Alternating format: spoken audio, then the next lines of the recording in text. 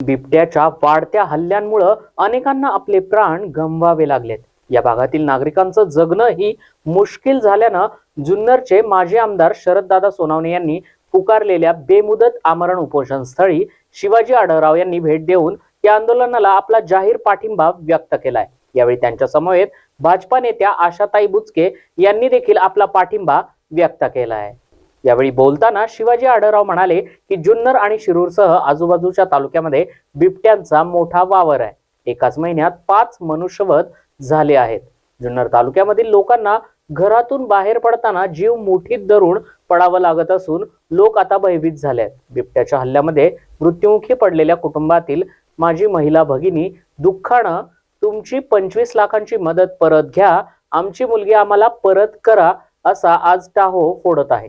हे दृश्य पाहून अंतकरण अक्षरशः भरून येत आहे असं आढळराव म्हणाले। या संदर्भात आमचे प्रतिनिधी डॉक्टर अतुल साबळे यांनी घेतलेला हा आढावा पाहूयात। या सगळ्या मागण्या त्यांच्याकडे मांडून परवाच्या दिवशी सकाळी राज्याचे उपमुख्यमंत्री अजितदादा पवार यांच्याबरोबर माझी बैठक आहे। या विषयावर 2 गोष्टी याच्यात प्रामुख्यानं बिबट निवारा केंद्र यासाठी आपण जी जागा अनेक वर्ष शरददादा असेल, मी असेल, अतुल बेनके असेल, सगळे त्यांच्या म्हणण्यानुसार जागा ताब्यात आल्यासारखी ताब्यात आलेली आहे। परंतु ते केंद्र स्थापित करण्यासाठी त्यांना अजून वर्ष 1.5 वर्ष जाईल। तो कालावधी मला वाटतं खूप जास्त आहे। जागा जर आलेली आहे मग तुम्हाला जागा सपाट करून त्या ठिकाणी फक्त पिंजरेच बसवायचे सध्या, त्यासाठी वेळ जायला नको आहे। शासनाने याच्यासाठी गांभीर्यानं बघितलं पाहिजे, त्याचा सुद्धा मी पाठपुरावा करणार। दुसरं, बिबट्यांची नसबंदी हा सगळ्यात मोठा महत्त्वाचा मुद्दा आहे।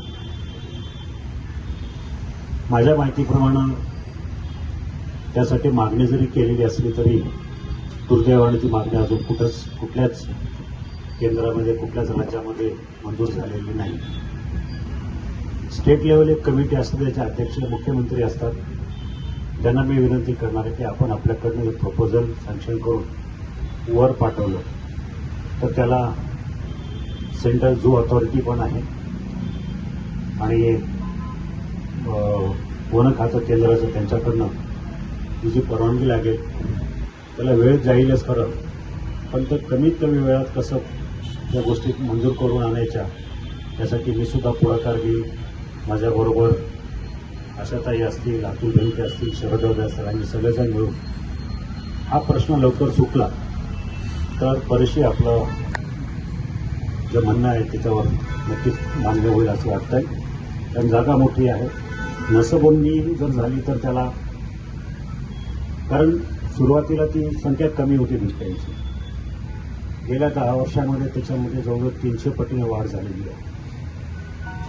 आता एवढी 3 पटीने वाढ झालेली आहे। तर 3 पटीने वाढ झालेली आहे तर ती नसबंदी करून ती संख्या कमी झाली पाहिजे, वाढ कमी झाली पाहिजे। तसंही आपल्या जुन्नर परिक्षेत्रामध्ये गेल्या 6-7 वर्षात जवळजवळ 250 बिबट्यांचा मृत्यू झालेला आहे।